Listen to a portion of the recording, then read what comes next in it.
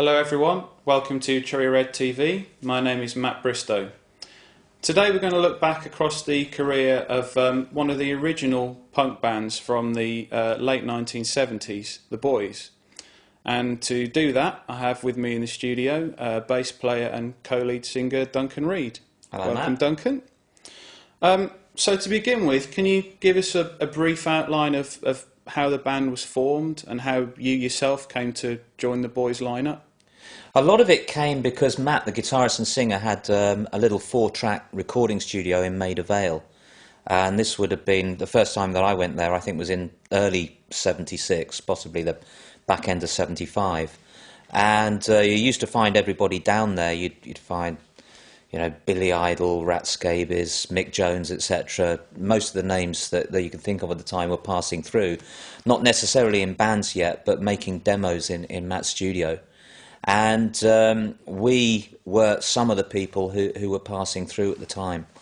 And Matt in particular wanted to put a band together with Cass, from who was previously in the Hollywood Brats.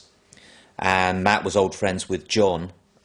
John came across Jack and myself when we were working in the same T-shirt printing factory not far from here. And so we got together as a 5-piece, started doing demos in Matt's studio. One of them, a song called Sad Souvenir, a country and western song that's just cropped up on your anthology. And we spent ages looking for a lead singer until we eventually gave up and just decided we'd stick with what we got. And then we launched off, started playing gigs, and we really wanted to be a beat group, sort of playing Stones, Beatles, Kinks, Small Faces, influenced music like that. But of course we were very influenced by everything that was going on at the time, and in particular the Ramones, who we all thought were just one of the best groups ever. And so we sort of adapted what we were doing to that fast, short pop song type style, which, to be honest with you, we were already playing anyway. And so that was really how the Boys started and merged into that whole scene that was going on at the time. So given that John, Matt and Cass had already played together in bands previously, what was it like for yourself and Jack to come in and have to kind of be the new kids on the block, if you like? Well, it felt a little bit like that at the time because I was slightly younger than the others, and it felt like the sort of junior, but it didn't take long until I was telling them what to do. And as you say, that it wasn't the original intention that yourself and Matt would take on those lead vocal duties. You did actually audition quite a number of singers. Quite a few, and they got turned down for various reasons. Either they were too tall, or they just didn't. They didn't look right most of the time. And there was a few good singers. There was one, Kelvin Blacklock, who was quite well known as a face at the time, and in various bands, who definitely would have been the lead singer in the Boys if he'd accepted the job. But he was busy in other bands, so we just carried on. And was that role for you personally? Was that something you maybe nudged a little bit into doing, or do you feel that there was always a front man inside you somewhere? Yeah, I've always been good at jumping around. I'm much better at jumping around than playing the bass and singing, probably. I had no intention of doing it. Our manager at the time, Ken Mewis, I think promoted the idea as well. And it came out of the fact that we were doing these vocal tracks on the demos at the time, and they were sounding fine. So we thought, okay, let's give it a go like that.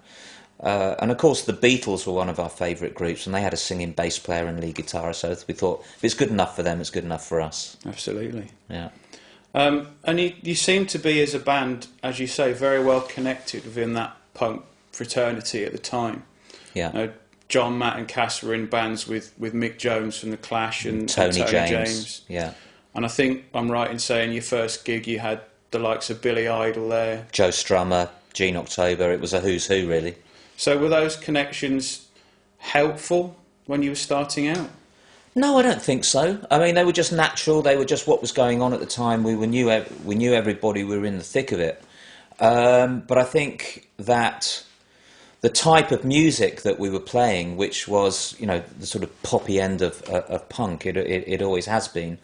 When the whole scene exploded into the media, and particularly the press at the time, like the NME, Melody Maker, etc. We were there, and therefore got the attention, which got us a record deal. Unfortunately.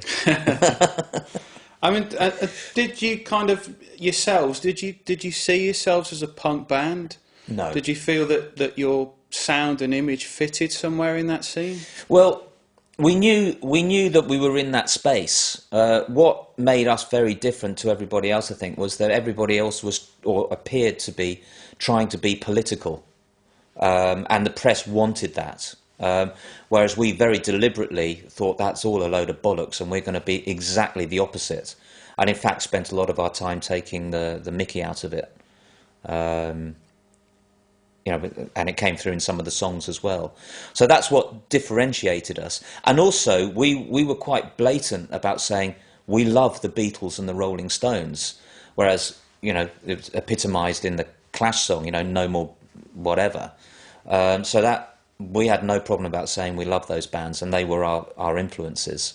And also wanting to have those kind of vocal harmonies that the early 60s bands had as well. So we were in and we were out, and it was a kind of love-hate relationship, really. Yeah, because I think very early on in your career, I think it was almost after 5 or 6 gigs, you were starting to attract attention from labels. Yeah. And you eventually signed to the NEMS label, which was originally formed by Brian Epstein, who was the Beatles manager. One of the things that attracted us to it as well. After we signed to NEMS, a couple of weeks later, we got an offer from Polydor, and we were desperately trying to get out of NEMS and into Polydor, and we couldn't do it, so they went and off and signed the Jam. So the NEMS connection, that as you say, it did create a little bit of criticism from certain members of the punk scene. Do you think that was because of that Beatles connection, or possibly there was a little bit of jealousy involved in that you were the first band associated with the scene, I believe, that did actually get an album deal? Yeah, that's right, we did. I think it probably was the Beatles connection. I can't think of any other reason. It was an independent record label, so it would have been cool to sign to Stiff, but NEMS was there. We just wanted to get the records out, and probably rushed into it a little bit too early, and lived to rue that a little bit later. But hell, you can't. We did it. It got the album out, and it did its job. And things kind of progressed fairly swiftly for you guys after you did that NEMS deal. I Don't Care, which was the first single. Came out pretty quickly. Yeah. You were doing a UK tour supporting John Cale from the Velvet Underground. That early on, did you think, this is fantastic, things are going well? Was it? There was always later problems with NEMS, but at that point, was that kind of where you wanted to be in a way? Yeah, I think there was we were pretty naive early on. I mean, we were still, pretty young, didn't really know our way around, and it seemed to be the right thing to do. We were always conscious of not getting as much attention as most other bands, and so pretty early on there were feelings of, why is that? But in terms of doing the John Cale tour, that was absolutely brilliant, because that really turned us into a live act. Doing a long tour like that, I don't know how many it was, 20, 25 gigs, whatever it was. The band that came out of the end of that was an infinitely better live band than the one that went in, so that was great. And yes, later on with NEMS, there always seemed to be problems. The records never came out on time. There didn't seem, we'd be off doing a whole tour and the records weren't in the shops. And, there was the classic case of the album going into, I think it went into about number 50, and then you couldn't buy it. It happened to coincide a little bit with Elvis Presley dying. Yeah, which I will move on to later, actually. So, you went into the studio May '77 to record the first album under the NEMS deal, and they I think chose a producer, which was Pete Gage. Yeah. And the outcome wasn't quite what you wanted it to be, was it? I think you actually went in under your own steam and did some re-recording for it. That's right. Pete Gage had come from a background before. He was producing Elkie Brooks, so Elkie Brooks, The Boys, So it came out a lot softer than we wanted it, and he had Cass playing Hammond organ at the time and putting that everywhere, which was, we thought it was the first time we'd ever heard him. We thought, what are you doing on the record? But we did. We went back in, and the first time in particular, you can hear it because at the beginning, the first two chords, you've got John's guitar, it works brilliantly on the final output, but the whole track before was just that rather muted, quiet guitar sound. And then in the third and fourth chords, you hear a really rough, loud guitar coming in. And that was the kind of changes we made. I think with hindsight, the mistake we made on the first album was that we mixed the vocals too low, and that was trying to give it a raw, really meaty guitar sound, and that's one of the things I would change with hindsight. Although one of the great things about the recent digital remastering, both of that album and the tracks on Anthology, is that you can really hear the vocals much more clearly, and it's really improved for it. So, I mean, given the fact that you guys were, or certain members of the band were fairly experienced, not only as musicians, but being around a studio. I mean, Matt, as you say, had his own studio. Was that something that you felt was a little bit forced on you? Did you have kind of ambitions to self-produce? We had the confidence to self-produce. I mean, Matt, in terms of saying he had a studio, it was a little 4-track reel-to-reel in the corner, which he did a brilliant job with at the time. So we had the confidence to do it, and the result is okay. You can always quibble about a few things in hindsight. And certainly the mix that we went in and did, having remixed what Pete Gage did, was infinitely superior to the quite restrained album that would have been the Pete Gage produced album. So moving on to July of that year, 77, the second single came out called First Time, yeah, which was written by John. Yeah. It kind of really broke the band to a wider audience in that it was, you got Single of the Week in Sounds, yeah. John Peel was sort of playing it to death. Yeah. What do you think it was about that song in particular that caught the wave? It's a brilliant, brilliant song. It's an absolute classic of the era. And we see that everywhere we go. The number of bands that have covered that song, I've lost count. Lost count of. It is just a classic song, and it was right for us at the time. I was about 17 or 18 years old, so it was right for me to sing it at the time. It was just a great, great record. It's quite strange now singing it at in my elderly years, but it was a fantastic, fantastic record. So as you said earlier, come August of that year, things were progressing nicely. The single had widened your audience. The album was, I think, beginning to move up the chart quite well. And then all of a sudden we have the death of Elvis Presley, which people may not realise how that impacts on boys' record sales. So can you expand on that a little bit? Yeah, we were being distributed by RCA, who was Elvis Presley's record label, and of course when he died, it was like whoomph. Every single. I think the album charts at the time, sort of 1 to 20, were Elvis Presley records. So they were just totally devoted in getting the Elvis Presley records in the shops, which meant that it was hard to get our record because it was less of a priority for them. But also at the time, we weren't getting, outside of John Peel and very few others, we weren't really getting any exposure on Radio 1, which was really important at the time. Whereas other people who came along later on major record labels like the Boomtown Rats, the Jam, etc., would always get exposure both on Radio 1 and Top of the Pops, which is probably the one major thing that we didn't get, and probably meant that we didn't have as much exposure as they did. Can you remember, as a band, in your relationship to the label, kind of fighting, pushing for those things all the time? Yeah, we did, and Ken Mewis as well, the manager, was doing his best to get those. But it certainly led to, I think, one thing I discovered since is that every band complains about their record label, and we were no different to that. We actually went into full-scale war with them, and it was quite funny because they would give us complete freedom over the adverts that we put out, and we put adverts out slagging them off, with their money, which was quite funny. And a bit later on, much later on, we actually went on strike and said, just let us go. Yeah. So it did come to full-scale war. We must have been bloody difficult. But you know, sort of nevertheless, the band powered on in the live scene. I mean, Yeah. you were really starting to garner a good following both here in the UK and throughout Europe. That's right. Was that kind of where you saw the natural home for the band, if you like, was live on stage? We made some really good records, but I always think we've been a much better live band than the records we've made. We've always been very, very good.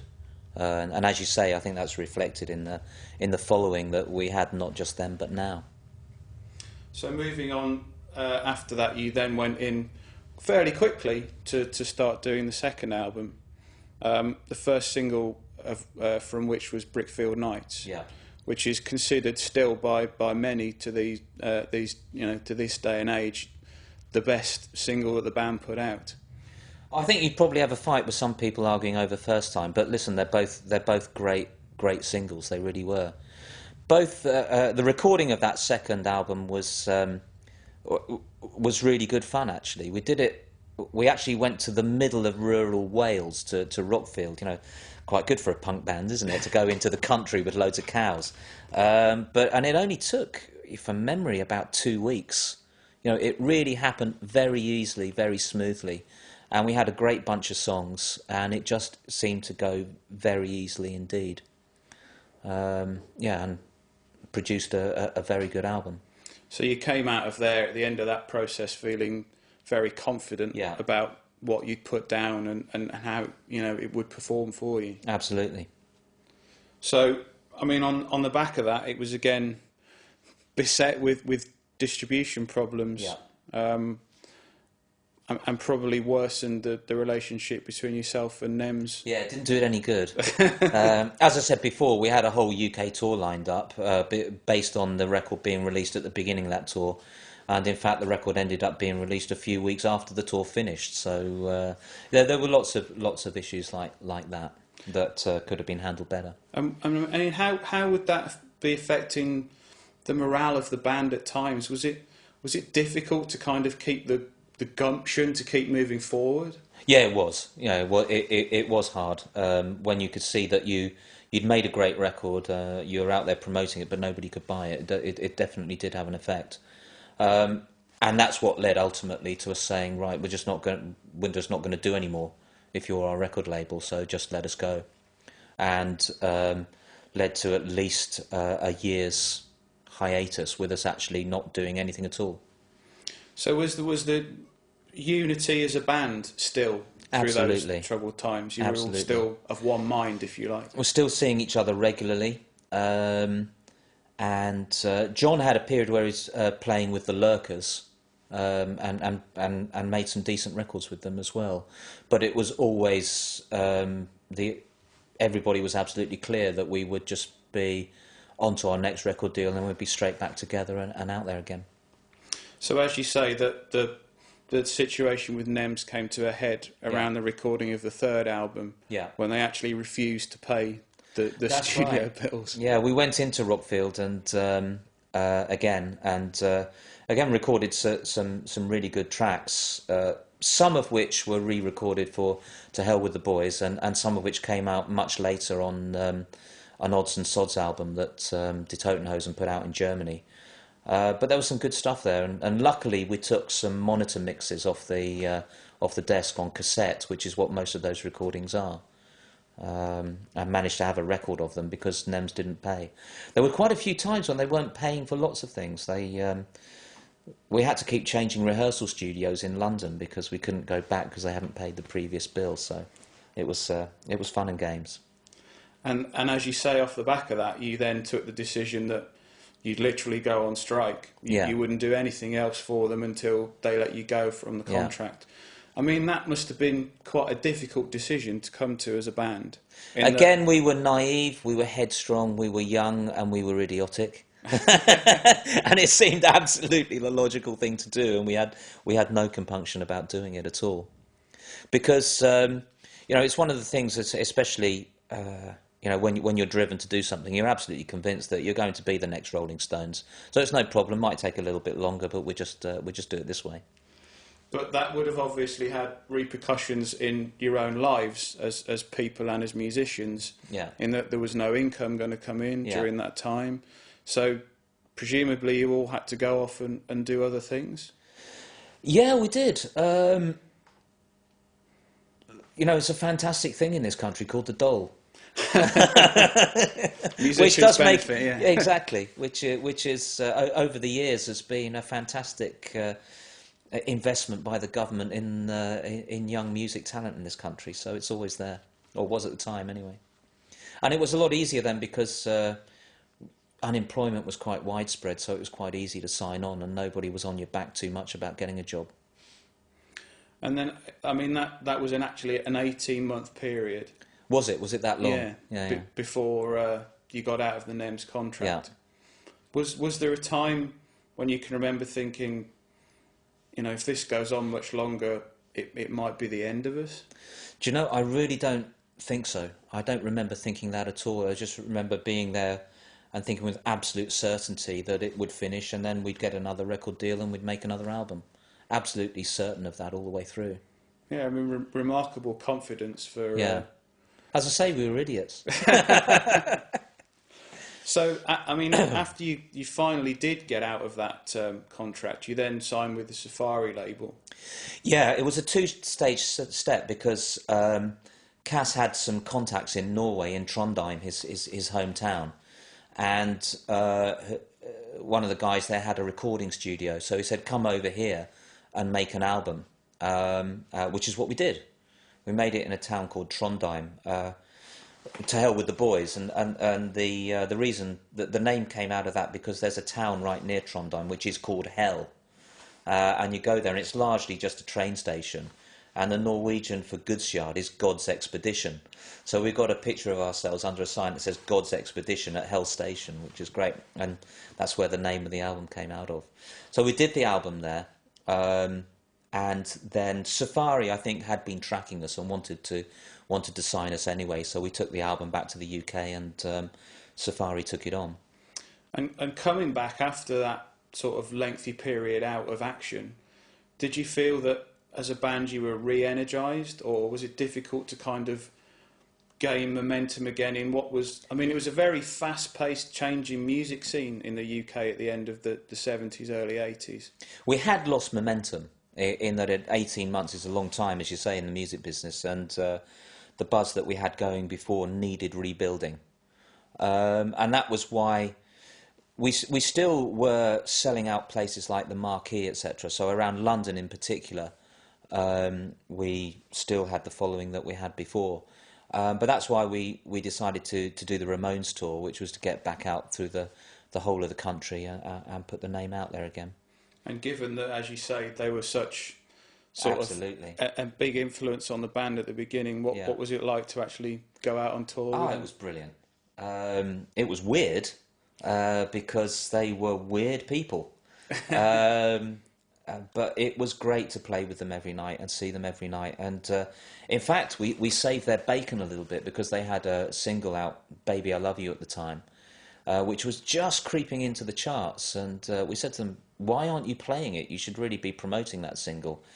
And they said, Johnny in particular said sheepishly, well, I didn't play on the record and I don't know how to play it.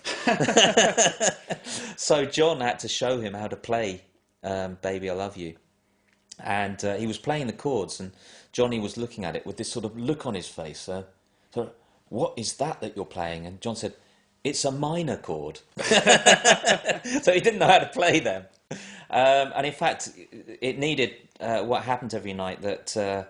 Cass and myself came on at that point to play. Cass was playing on the keyboard, the string parts, and we were both doing backing vocals. So I think we are the only people not called Ramone to ever play live with the Ramones, which was great. I bet it was, yeah. Yeah. And their crowd was... Did you feel you got their crowd? Oh, absolutely, as well, yeah? Absolutely the same crowd as the boys' crowd. Yeah, very much so. Great. Yeah. So kind of towards the end of that campaign for the To Hell With the Boys album, Cass Casino Steel decided that he was going to leave the band. Yeah. Was that a really big blow at the time? It should have been, and with hindsight, it's possible to see with hindsight, what Cass brought to the band. At the time, again, we just carried on with absolute confidence. But there are a couple of aspects of Cass that are really important. The first, obviously, his songwriting ability, which is phenomenal. His vocal ability, especially on the high harmonies, is great. And also, for those people who've met him will sort of understand this. He's got this really weird Norwegian humour. It is absolutely unique to him and hard to describe, and there was that as well. So, I mean, the To Hell with the Boys album, it contains some really good stuff, probably some of your strongest songs. Yeah. Was it a disappointment when it didn't chart? It was always a disappointment with all of the records, because, as you say, they were good records. We believed in all of them wholeheartedly and felt that, they were as good as anything out there. So it was always a disappointment.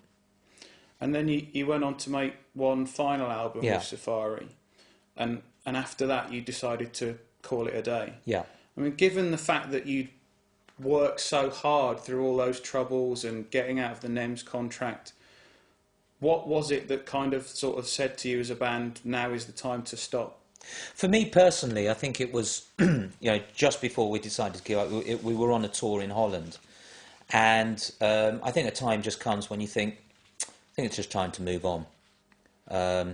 The band themselves actually carried on and did one further tour of Italy after that, with Howard Lurker on vocals and Chris Bashford on bass. And then we actually got together again and did some gigs in New York and a tour of Spain, which was great fun. So it was sort of quite a long, drawn-out process. But I think it was just a realisation in all of us that we'd given it our best shot, and it was just time to move on and do something else. And for you personally, what was that something else? I had another band with an old school friend called the Hollywood Killers, who was absolutely massive in Kensington and Chelsea. But I actually decided, I was really young when the boys started, about 17, and by the time we finished I wasn't much older than about 21, certainly no older than 22. So I thought, what the hell am I going to do? I actually went back to university, which was great. I'd sort of, like a typical musician, I'd spent 5 years pickling my brain and doing all sorts of non-academic stuff. So as an exercise, I thought, oh, this is good. Using your brain can be quite fun. And of course, that wasn't the end for the band. No. You enjoyed a very successful reformation in the late 90s, particularly in Japan and Europe, which kind of, the buzz over there kind of kick-started the demand for the band to get back together and actually go back on stage. It was two bands. We didn't play together for about 15 years, I think it was, possibly longer. And we were getting offers to play all the time. Steve Metcalf up in Warrington was sending through and badgering, I think. And myself and Matt in particular were adamant that we were never going to do it again, mainly because, we felt we'd been very good, we'd made some great records, we'd certainly done some fantastic live shows, and we didn't want to diminish from that. And then there was a band in Japan called the Michelle Gun Elephant, who covered, I think it was Sick on You and So Depressing, and had a big hit in Japan with it. And then Die Totenhosen in Germany, who, for those people who don't know them, if you think, a band sort of twice as big as U2, that's what they are in Germany, covered a couple of our records, which created some fuss there. And then a promoter in Tokyo put out some old John Peel sessions that we did, and an in-concert for Radio 1, and asked us if we'd go over. So that was about January, and I thought, I haven't been to Tokyo before, that might be fun. So I thought, oh, all right then. And then wham, it's suddenly August and we got to go. And I thought, oh, bloody hell, we've actually got to go and play live now. So we went over to Japan, and I just looked out at the audience before we went on. A nice little club, about 600 people, that we played 2 nights, and it was sold out. And I looked at them and thought, bloody hell, none of you buggers were born the last time we played. So we went on. And to be honest with you, the first gig was terrible. It really showed that we hadn't played together for 15 years. But the second gig was getting back, with a bit of momentum, we were not bad. And then offers continued to come in, and Vom who'd taken over from Jack because Jack basically has back problems, etc., and couldn't do a whole set, continued to sort of line up these gigs, mainly in Germany and Spain, and then one at the whatever it's calling itself, Wasted or Holidays in the Sun in Morecambe, etc. So we just carried on and have carried on for about the last 10 years doing 3, 4, 5 gigs a year. And I think actually over those years getting better and better again. We're not the same band that we were in the 70s, but we're still really bloody good. And again, very, very good live, which seems to be proven by the reaction that comes from the audiences, which has just been brilliant. And do you think that the fact that the band, the first time round, didn't end sort of with great disputes between the members has helped you to kind of find the place that you have now, the ability to keep coming back and doing the gigs and enjoying it? That's right. We never fell out. And Cass is back doing these gigs, which is great. And yeah, we just have a great time every time we do it. And I also think the fact that barring the change of Von for Jack, we are the original band, which I think is appreciated. And one of the things that continues to be a great source of surprise and pleasure for me is that if we play a lot of these festivals, we are the headliners. And you see bands supporting us who had big hits back in the 70s and were much, much bigger than we were. But we're now the headliners. And I think that's, in a way, testament to the fact that, now people don't care what was a hit in the 70s. They just think, is it a good record or not? And we made some good records. And as I say, blowing our own trumpet, I think we're a good live act as well. So is it almost kind of more enjoyable to play live now than in the 70s because you don't have all of the kind of record label baggage, problems, etc. that went along with it in that era? Yeah, not just that. You're right. It is much more enjoyable now. But it's not just that. It's what you don't have is that all-encompassing, driven desire to make it. You're just doing it because it's fun. And to be honest with you, I feel really privileged as an old git, able to go and play.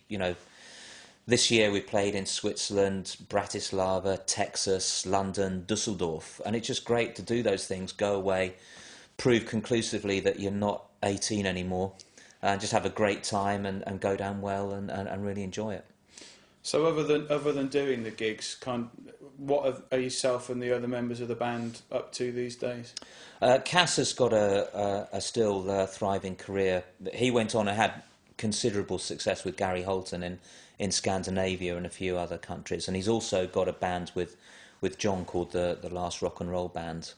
Vom, of course, is an absolute superstar in Germany with Die Totenhosen. Matt has a successful business called G-Bob, Global Battle of the Bands, and I've done a lot of work since then, from running Nottingham Forest to saturating the world with Andrew Lloyd Webber, and financing film, TV programmes and some festivals. And does that kind of create a nice balance for you with being able to do the gigs every now and again? Yeah, for me it's great being able to do the two. It's a problem fitting gigs in for everybody. I think Steve Metcalf almost pulls whatever hair he's got left out to trying to find a time when we're all free, which is one of the reasons why we don't play more. But it's nice doing it the way we do it. And as you say, you've got sort of headline slots at some of these festivals. You were telling me earlier that you're regularly pulling 500-600 people when you do play the gigs. Is that humbling in a way, almost 30 years on from when some of the records were being released? No, definitely. I'm just extremely grateful to everybody who turns up. It's a constant joy all the time. It tends to be 500 or 600 when we're playing as the boys, and the festivals. Like there was a couple of years ago, we played in Leipzig. It was a 2-day festival. The Damned were headlining one night, and we were headlining the second night. And during the week, the promoter got hit by lightning and killed. Wow. And then just before we went on, open air concert in the middle of Germany, the heavens absolutely opened, and there was forked lightning coming down everywhere. And there were about 2,000 people in the audience, 2,000 predominantly Germans in the audience, getting absolutely drowned from head to toe, dodging the lightning that was potentially going to kill them, singing the words to every song. And just remarkable, and a privilege to be in situations like that. So looking back now across what, as I say, is almost a 30-year or more career, would you pick out any particular highlights? That was a highlight. There are a few others along the way. Funnily enough, the last gig in whatever it was, 1980 or what, that we played as the boys in the first era, if you like, was high up on a hill in Ibiza Castle. I always remember that one. It was a dramatic setting, and it was the last one that we did at that time, and it was a great gig. So we sort of went out on a high at that time, if you like. Playing in a bull ring in Barcelona. Wow. To thousands of people was great. And also remember those marquee gigs in the 70s. They were very hot summers, and it was about 150 degrees on stage, and we always seemed to make them a bit of an event. We had people joining, whether it was Marianne Faithfull or Johnny Thunders or whoever turning up. They were always good nights. And is there one particular song that you'd have as your highlight in the band's catalogue? Oh, it's hard. It's hard. Probably because I sing it and I don't sing the lead on Brickfield Nights. It would be First Time, but that'd probably be the one.